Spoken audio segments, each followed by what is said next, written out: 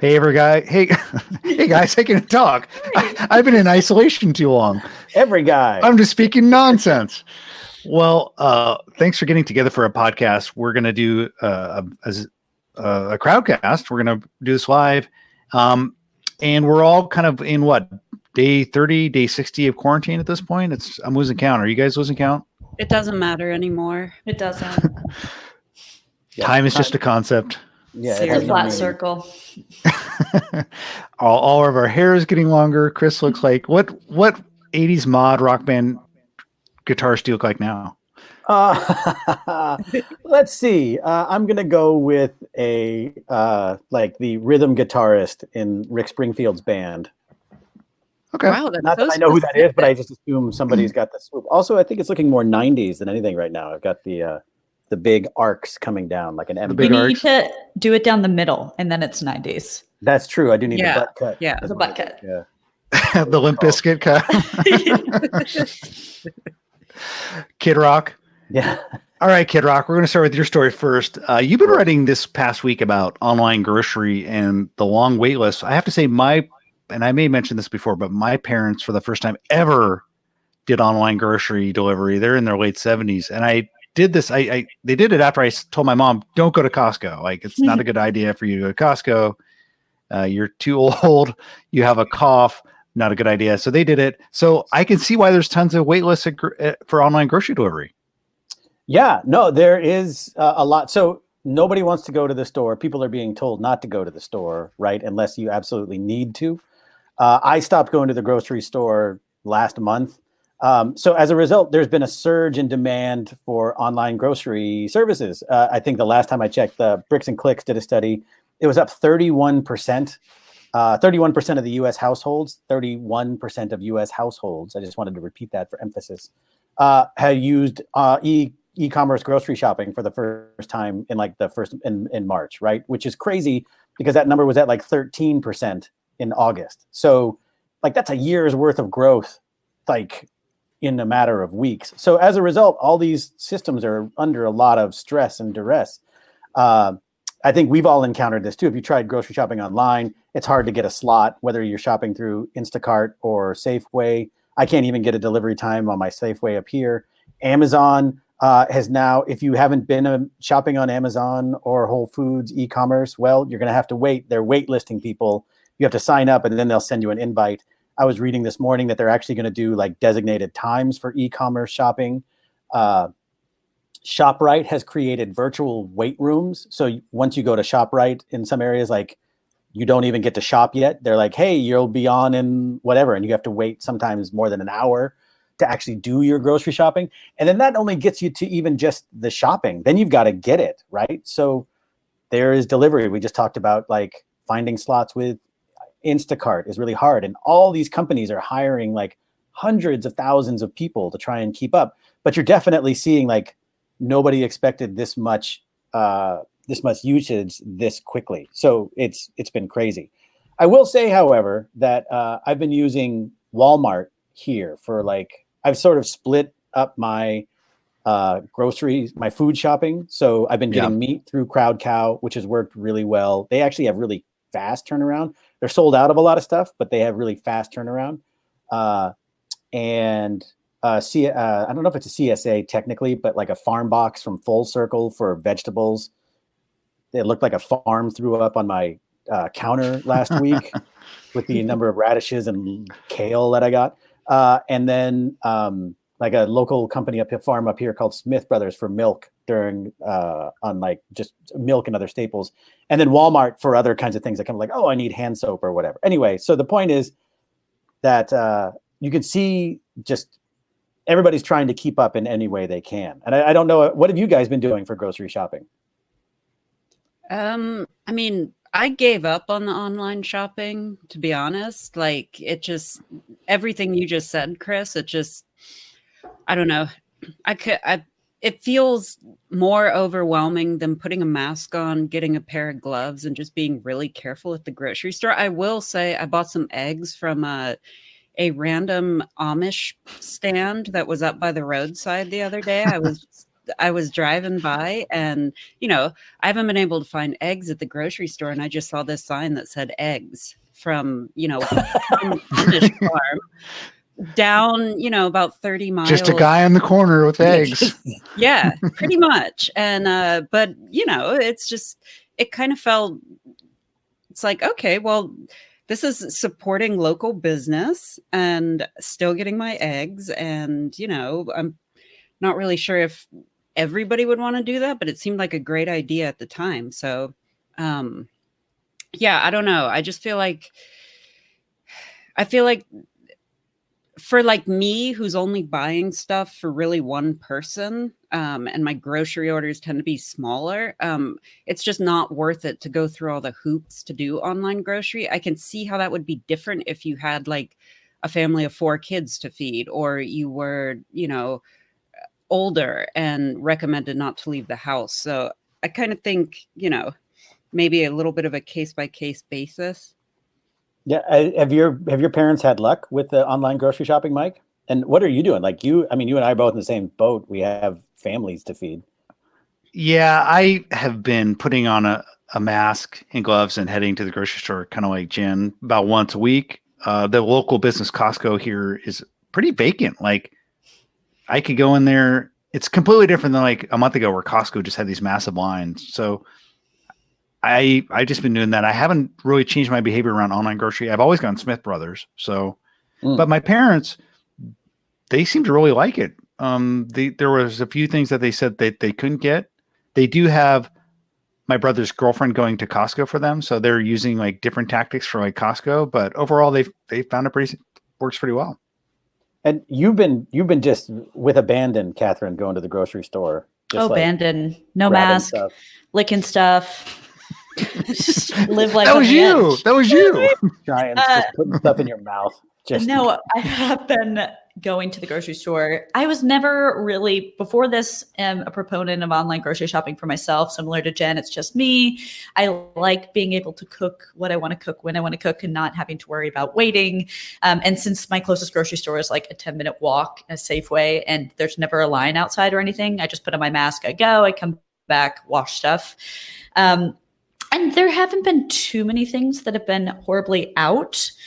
I've also been trying to experiment a little bit, like Eric Rivera in Seattle, who we've written about before, was partnering with some local farms and doing like a one-time produce delivery for $35. They deliver it to your house. The guy was wearing mask and gloves and dropped it off, 10 feet away from me. I saw him, we waved.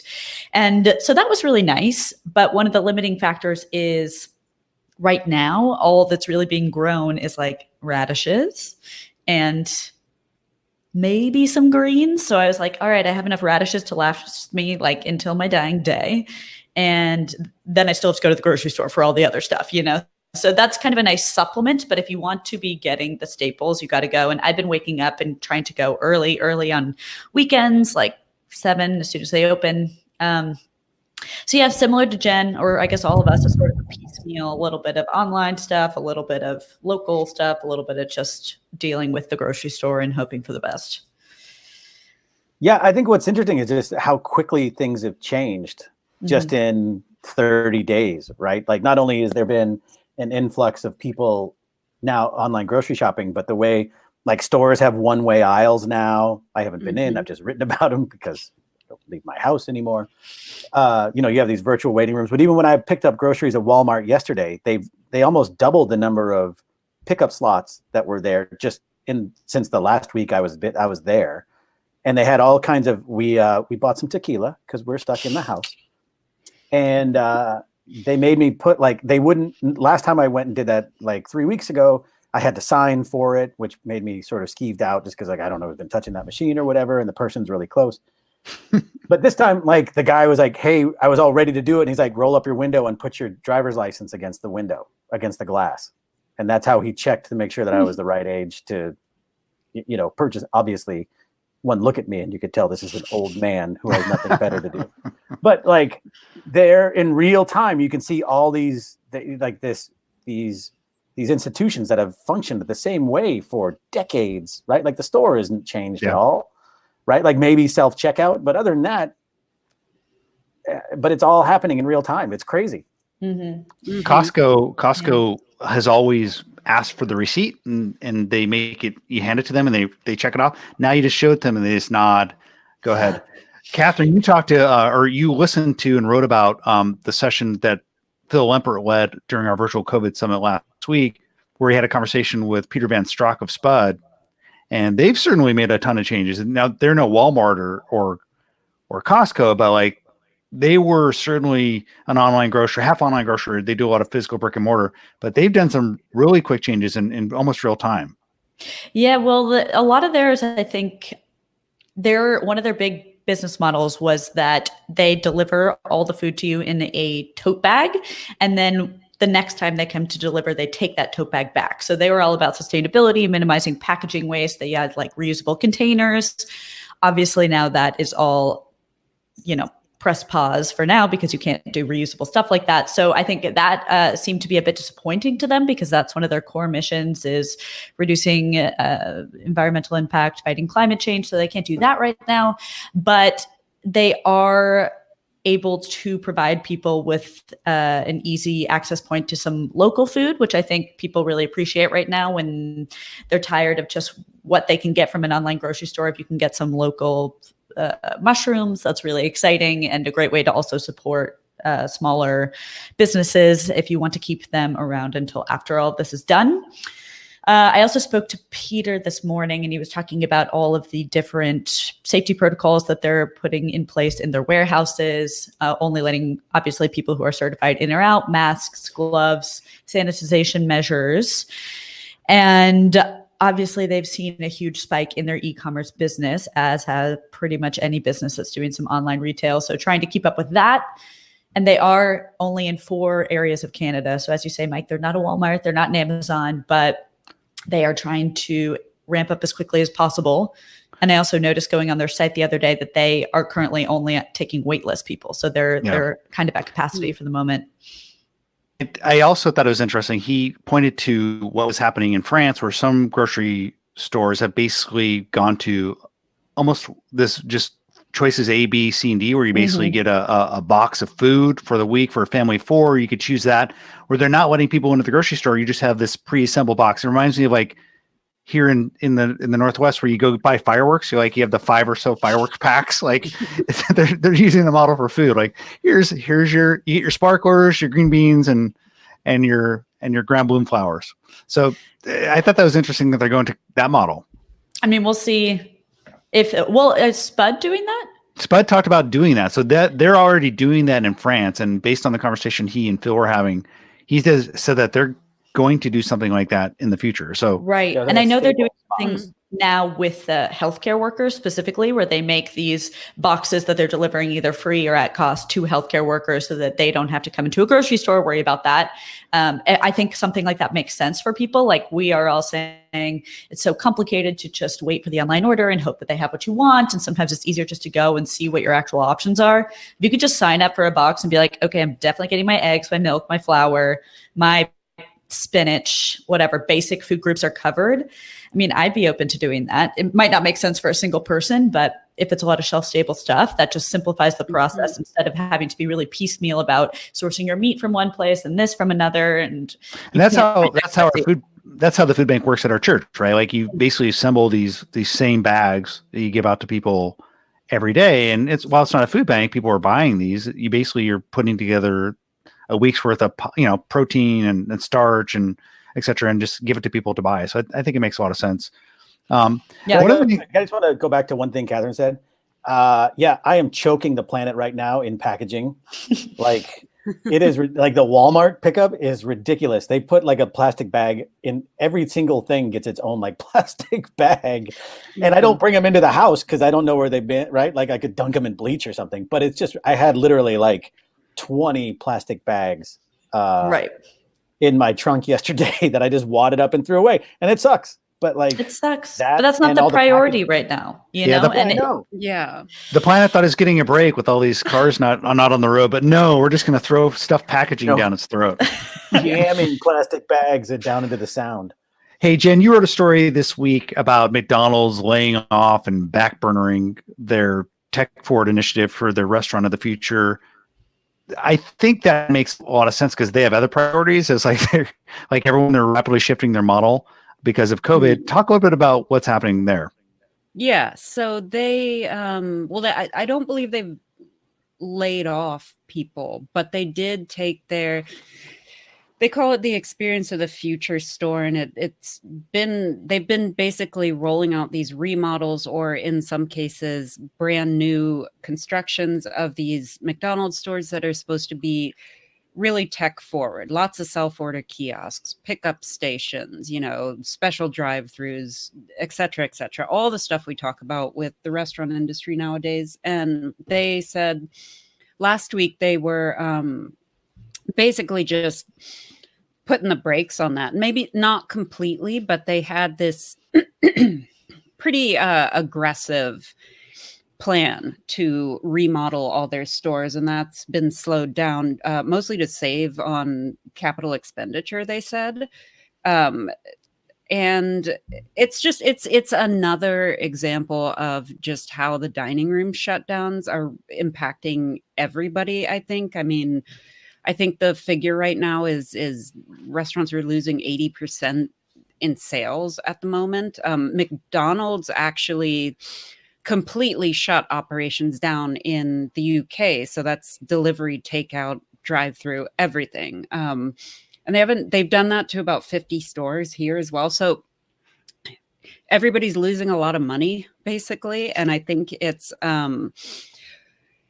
just slowing essentially anything that's seen as kind of extraneous to restaurant operations, which I think is really interesting, especially coming from a huge player like McDonald's, because for, forever, basically, the restaurant industry was basically really reticent to change, especially around technology. Then over the last couple years, all of a sudden it just exploded. Like, POS this and app this and kiosk this, and everywhere you turn, there's some sort of solution. I'm going to plagiarize somebody we know, and I can't remember who it is, talking about solutions in search of problems, basically. I actually think that was from our customer summit, actually. But I think there's a lot of that's been going on in restaurant tech. I think McDonald's is a good example of what's happening, which is that tech is going to start to get trimmed down. We'll really start to see, okay, what do restaurants actually need to, operate efficiently, still fulfill delivery orders and takeout orders, but, what has value and what's just kind of, something you have when the economy's good and you can throw money at solutions. Well, what's interesting is you've seen the big guys who have had these proof of concepts hit the pause button on it, but you've seen an embrace of digital technology for the smaller guys who have been forced to go online. You're also seeing some embrace of some of these contactless type of technologies, whether it's like future vending machines at the future or kind of automated dispensing.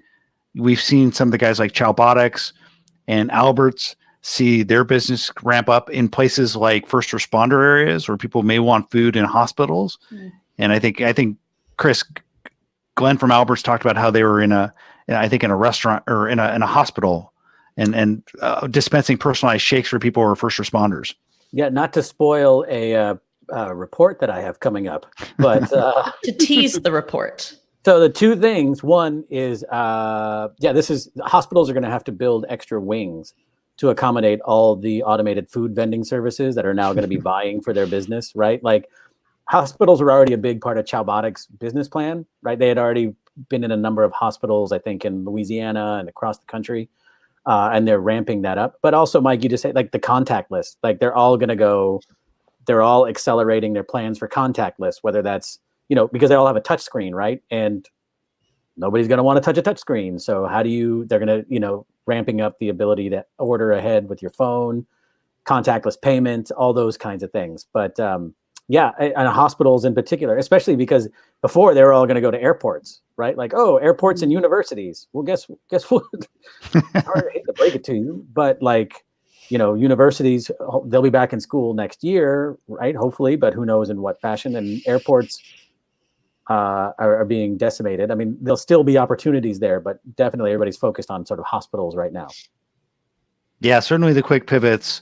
We also saw the story this past weekend. I wrote about Sweet Green potentially dismantling, or not dismantling, but laying off some of their tech executives. And so they were always a little bit cagey about what they're building with their automation head and some of those other folks. But it looks like maybe they're scaling back. They're a little bit different than McDonald's because they're probably just trying to slow their burn rate. But we're definitely seeing, I think, some pullback on some of these tech forward initiatives. Swinging back to like what we're doing at home, I wrote a post about a week ago about how we're all changing our eating habits. The New York Times had a piece this past week about how everyone's moving towards processed food, which I think is really interesting. I just know in our own home, we're eating more comfort food, and we're definitely eating more like packaged food. I'd be interested to hear if you guys are changing what you're eating. We talked a little bit about it at the top of the show. Are you guys eating more processed food? Are you eating more packaged food? Are you eating more Campbell's soup type of stuff? Catherine, you're a fresh food person. Are you eating more packaged food? Actually, I'm not really. And I think it's because first of all, I'm not against packaged food. Cheetos are my favorite thing in the world. Cheetos. I love Cheetos, the puffy ones. They are good. Not the crispy ones. Puffy. Fair enough. I like the puffy ones. I bet you like chunky. Do you like chunky peanut butter too? Maybe Oh I my do. gosh. So I think just because I have all this additional time, like especially in the evenings, I'm not meeting up with friends or going out to restaurants. I enjoy cooking as like a project. So I'll set myself these recipes and I'm like, okay, tonight you're going to make stuffed cabbage or something like that. Just because I'm like, first of all, it's amazing. It's a comfort food. Or like homemade pasta, something that just takes a lot of time. Homemade pasta. So I do it as like both my entertainment and my eating. So, for me, not as much. But like, obviously, I enjoyed a box of mac and cheese this weekend and it was fantastic and like felt like nothing was wrong with that. But for me, it's more cooking as a project is like both entertainment and utility. Yeah, I will say, Mike, I literally, we have these little cups of Velveeta mac and cheese that I picked up yesterday specifically because I was told to get the Velveeta mac and cheese. It's the best one. Wow. And we've had more cake. I haven't had it yet. I just picked it up yesterday. And we've had more cake mixes in the house. Like, what's funny is I wrote an article like how not to gain weight when this first started happening. And I have broken like every single rule since then. Between the bags of candy that are coming into the house and Duncan Hines cake mix and just settling in. What's interesting is we're eating more comfort food, but we're also still doing things like baking more bread. I think we're definitely all eating a lot more carbs. It was interesting in the post I wrote. I had referred to a data point that Joe Derikowski from MPD had put. He had some data from March 24th that said that the increase in I think it was bread baking machines and like other quick equipment, like it spiked something crazy, like 800% year over year. Like people just had started ordering all the stuff to make food at home. It's been a massive spike. Obviously, we've seen the flour and the yeast missing from store shelves. So we're buying processed food. We're also making more food. I've started to think about whether or not people are going to garden more. So there's all these like different changes in eating patterns that just come about from all of us just being at home more and not going to restaurants. Yeah, are you growing seeds? I ordered some home sprout seeds. I am going to start sprouting. I took a cue from our old friend Doug Evans, the former CEO of Juicero, who just published a book about sprouts, and I've been kind of addicted to his Instagram stories feed where he's talking about it. So I thought I'd try sprouting. So it's not really gardening; it's like gardening on a very micro level. You're starting there. I also wonder how much of this is just us wanting to be able, whether consciously or unconsciously, to be self-sufficient in terms of eating. So packaged food, that's going to last a long time. You get a thing of Oreos, like, they'll be good now or like several months from now, probably, or knowing how to bake. Like they've ever made it that long. Baking bread, you're like, okay, cool. Like this is a skill that I know I can do. Like, not saying the end of times are near, but it is something about knowing that you are like secure in your nutritional needs or comfort food nutritional needs that is very appealing right now. Yeah, there's definitely a desire to have that kind of food security.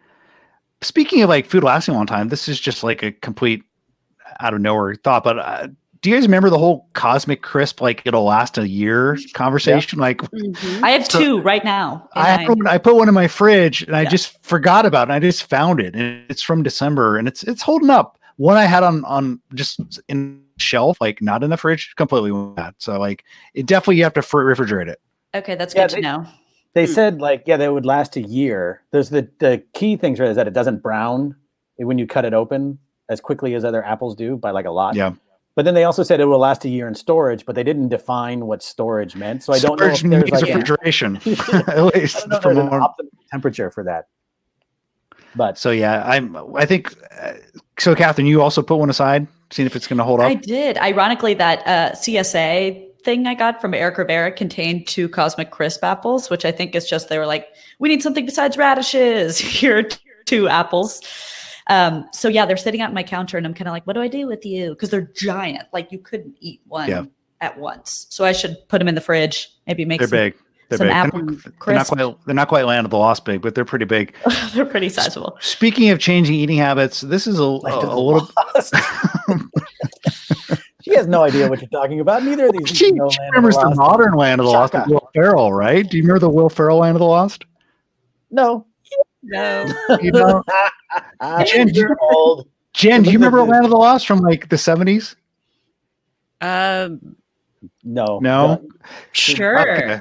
Okay. Listen, my pop culture references are a bit old, admittedly, but Land of the Lost is one of those shows they at least did a remake on. So hey, Chris, you wrote a story this morning about a Kenyan indoor grill, and you wondered if COVID is going to change our barbecue habits. Tell us a little bit about that barbecue. New grill. You know what's kind of funny is writing a story when the story changes every single day. So like at the beginning of the week, because I got that alert last week, like, oh, we're going to be staying in place for a long time. And then yesterday you hear all these states like, well, now we're going to try and reopen slowly. And so I don't know. But yeah, Kenyan makes these indoor grills, which are kind of, I think, interesting as we head into barbecue season, especially for people who are like apartment dwellers in cities who don't have a balcony or can't have a gas-powered grill or something. It's this electric grill with a grate that's self-contained. It gets up to 600 degrees, I think. And so you could have you could grill some steaks on a grill plate or turn it into a griddle. It has another plate you can get for making pancakes. But yeah, I just wonder, like a device like that seems to be being released at the right time. It's actually the next version of it, which I learned the only thing different between this version and the next one is that it's got a different sort of more polished look, but it's the same innards. So like you can buy the one on sale now for $375 before the new one comes out for $4 or something at the end of this month. But yeah, what are the things that like I look at my, having worked the spoon now for a couple of years, like, and Mike, I'm sure you have this as well. It's the different devices that I have. So, what can I use to cook indoors if I was in that situation? And a city grill seemed like, oh yeah, I can enjoy a steak that I make at home it's flameless and smokeless. So you're not going to cause a lot of, there are none of those issues associated with the grill. It does seem the grill market is ripe for some reinvention, COVID effects aside. And you wrote a story, I think it was maybe a month ago or maybe a couple of weeks ago, about also the Spark grill, which is more of like a pod-based grill system. Yeah. So what the Spark does is that's just like a super high designed mid-century modern grill. If there is such a thing, it's got like fashionable colors. It looks really good. Doesn't it have like bisque charcoal pods or like things you order from them? Charcoal brick, which is a flat charcoal, like one solid piece of charcoal. It's got holes in it. And then it has a series of fans built in to help keep a precise temperature. So you can, unlike like a Weber charcoal grill, like the big drum one that you're used to, or I've seen a lot, the 21-inch one, where you have to keep adding coals to it to sort of adjust the heat. This is like, oh, I want it at this temperature, and you can set it. And so it gives you more precision when cooking. Without, like, usually you'd only get that with gas. And so the Spark, the trick for that though, is that it's only available, like you can waitlist to pre-order it in May. So I don't know exactly when it's shipping. It's a beautiful machine and it costs about $800. The other thing, I haven't had a chance to check this out yet, but I also got this to try out, which is the Weber Connect Smart Grill smart grilling hubs. So this was made by June, or the software is made by June, and it gives you that same sort of cooking guidance that like the June oven does. So it'll monitor the temperature of the oven or the barbecue and the meat, and give you grill times and tell you when to take it off and all that stuff. Now, Jen, you don't live in Texas. You're living in Nashville now, but I imagine some of the same feelings about barbecue are similar. Are these high-tech approaches like something that would be frowned upon in Nashville? I think it depends on what part of Nashville, honestly. But I think your point about, a place like Nashville, generally speaking, there's more space. So like, I don't know if I noticed on Instagram this weekend, a bunch of my friends who still live here, who live in, they have a single family home with a big yard. We're doing social distancing neighborhood-wide barbecues where everybody set up their grill on the end of the driveway or something. And so, hey, neighbor across the street. So, but, if you take a place like New York, where I also live, or San Francisco, or even Seattle, it's like that would never be able to exist. So I think, I feel like an indoor grill, smokeless, would actually be super popular in those areas. That being said, the weather is terrible here. So, that's a plug for an indoor grill. I have to say, it's actually nice here. And one of the things we're seeing is more people talking about doing like almost these get on the back of you're getting in the back of your car and go hang out with people, but you're just staying virtually distant. So yeah. Are you guys like kind of like a before a sports game? Chris, are you guys talking about your friends with doing stuff like that at all? We did something last night with our neighbors, just at the end of our driveways kind of thing. But I haven't actually driven anywhere to do that. My mom did, though, if that puts you in good company, my elderly mother. But she's social distancing. So yeah, she's at the back of her car. And you shamed her into online grocerying. So she's still feeling the effects of that shaming, I think. She's drunk with high-tech power now. But I don't know. Catherine, you have roommates, right? So you have people that aren't family. I do. And we are definitely all close together. So if one of us gets it, all of us gets it. We've kind of drawn out this germ circle. Like my one roommate has a boyfriend and he has two roommates. And then, so it's sort of like it goes out to see the effects. But I did have a socially distanced picnic last night where I had like a little blanket and my friends had a little blanket and we just kind of were like talking across to each other. So I think, it would have been nice to have a grill out there actually. Well, so I think as the weather warms up, I think more people are going to do that. We have to do it virtually though, because we're all in different places, but thanks for getting together. We had a few people logging in and watching us live. Hey everyone. Hi guys. Hey. Yeah, this podcast will be out tomorrow. So, but you guys got the early access to it. So it's been a lot of fun. Thanks guys for joining and good to see your faces. Chris, your hair doesn't look that bad. I think it looks great. Thanks. This week. You guys are too kind. Look at this. This is ridiculous. I think we can say, actually, to just bring things full circle, how long have we been in quarantine? We can judge each week by the state of Chris's hair. Mm-hmm. We sure can. Once he can do a man bun, we're in trouble. 50 shades of awful. One of our listeners called you Shaggy. Yeah. That has to be your new nickname. All right.